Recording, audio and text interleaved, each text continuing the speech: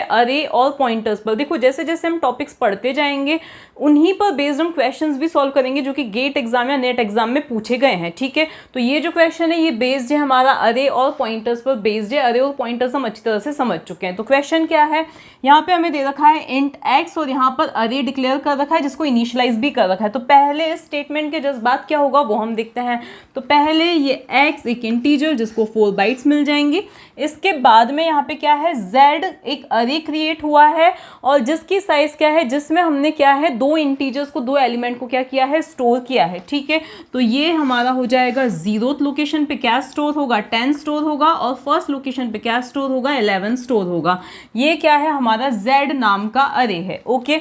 अब z क्योंकि एक अरे है तो उसके कंटेंट्स, उसके अंदर क्या होगा, इस अरे का बेस एड्रेस होगा। तो सपोज इस अरे का जो बेस एड्रेस है वो क्या है, 1000 है। तो z किसको पॉइंट कर रहा है, इसको पॉइंट कर रहा है, मतलब z के अंदर अभी क्या है, 1000 है, ओके। ये सारी चीजें हम अच्छी तरह से पहले ही समझ चुके हैं, ओके। क्योंकि ये z क्या है, अरे पॉइंटर है, ये किसको पॉइंट करता है, इसके अंदर क्या होता है, अरे का बेस एड्रेस होता है, ओके। तो ये अरे का बेस एड्रेस इसके अंदर है। अब सपोज इसकी जो नेक्स्ट लोकेशन है उसका एड्रेस है 1004, लेकिन इसके अंदर z के अंदर ओनली क्या होता है, बेस एड्रेस ही होता है, ओके।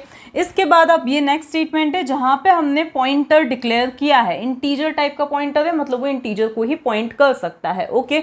तो यहाँ पर हमने क्या दिया है, एक p नाम से पॉइंटर दिया है जिसके अंदर फिलहाल हमने नल, इसको हमने फिलहाल नल से इनिशियलाइज कर दिया है, ठीक है, क्योंकि ये क्या है, पॉइंटर है, ओके।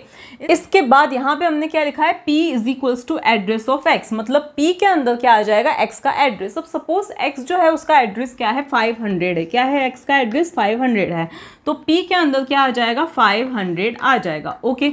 इसके बाद में हमने क्या लिखा है, asterisk p is equals to 10। अब ये मैंने आपको अच्छी तरह से बताया था, ये डी रेफरेंसिंग ऑपरेटर है, ये क्या करता है, वैल्यू एट एड्रेस प्रोवाइड करता है। तो अब जहां हम बोल रहे हैं asterisk p is equals to 10, इसका मतलब देखो p में क्या है, 500 है, ठीक है। तो हम क्या बोलना चाह रहे हैं, 500 एड्रेस पर रखी गई वैल्यू, 500 एड्रेस पर वैल्यू जो है वो क्या हो जानी चाहिए, 10 हो जानी चाहिए। ये इस स्टेटमेंट का मीनिंग है, ठीक है। तो हम एस्ट्रिक p की हेल्प से कहाँ जा रहे हैं, पहले p का मतलब 500, फिर वहां पर हमने एस्ट्रिक लगा दिया है, इसका मतलब 500 एड्रेस पर रखी हुई वैल्यू क्या हो जानी चाहिए, 10 हो जानी चाहिए। तो 500 एड्रेस की वैल्यू क्या हो जानी चाहिए, 10 हो जानी चाहिए, ओके। मतलब 500 एड्रेस के जो कंटेंट्स हैं वो क्या हो जाने चाहिए, 10 हो जाने चाहिए। उसके बाद यहाँ पे हमने क्या किया, p is equals to address of z1।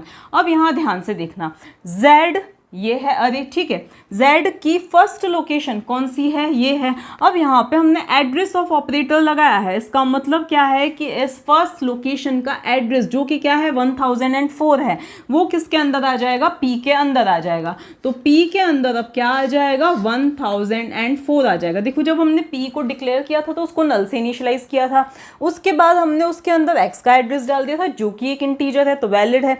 उसके बाद अब हमने किसका एड्रेस डाल दिया है, z की फर्स्ट लोकेशन का एड्रेस। तो ये z की फर्स्ट लोकेशन भी क्या है, इंटीजर ही है, क्योंकि इंटीजर पॉइंटर ही है, ठीक है, इंटीजर्स का अरे ही है, ठीक है। इसके बाद में हमने अब इस स्टेटमेंट को आपको ध्यान से समझना है, अभी तक का ये पूरा सीन क्लियर है। इसके बाद में अब आपको यहाँ पे क्या दे रखा है, सबसे पहले ये ब्रैकेट इवेल्युएट होगा।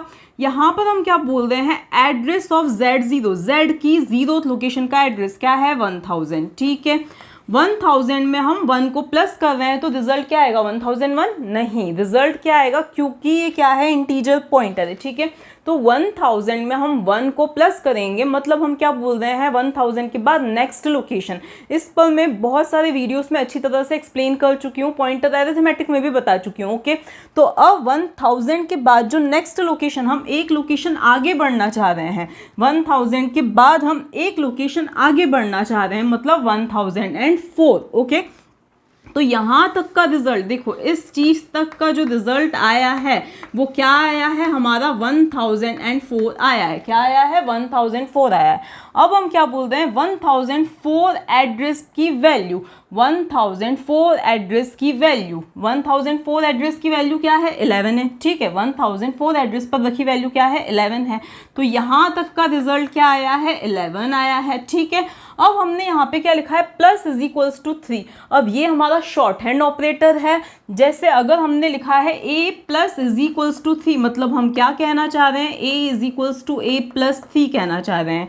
अब हम क्या बोलना चाह रहे हैं कि ये जो भी वैल्यू है, कौन सी, 1004 एड्रेस पर रखी हुई जो भी वैल्यू है, यहाँ पर a उससे रिप्लेस हो जाएगा, ठीक है ना। तो हम क्या कहना चाह रहे हैं, 1004 एड्रेस पर रखी हुई वैल्यू में क्या प्लस हो जाना चाहिए, 3 प्लस हो जाना चाहिए। तो इस 11 में 3 प्लस हो जाएगा तो रिजल्ट क्या आएगा, 14। और वो 14 बैक कहाँ पे स्टोर हो जाना चाहिए, इस एड्रेस पर रखी हुई वैल्यू अब क्या हो जानी चाहिए, कंटेंट अब क्या हो जाने चाहिए, ये हो जाने चाहिए, ठीक है। तो यहाँ तक का पूरा क्लियर है। इसके बाद अब हम सिंपली क्या प्रिंट कर रहे हैं, z की 0th लोकेशन के कंटेंट्स। तो z की 0th लोकेशन के कंटेंट्स क्या है, 10 है। और z की फर्स्ट लोकेशन के कंटेंट्स क्या है, तो z की फर्स्ट लोकेशन के कंटेंट्स क्या है, 14 है। तो आउटपुट में क्या आ जाएगा, 14 आ जाएगा।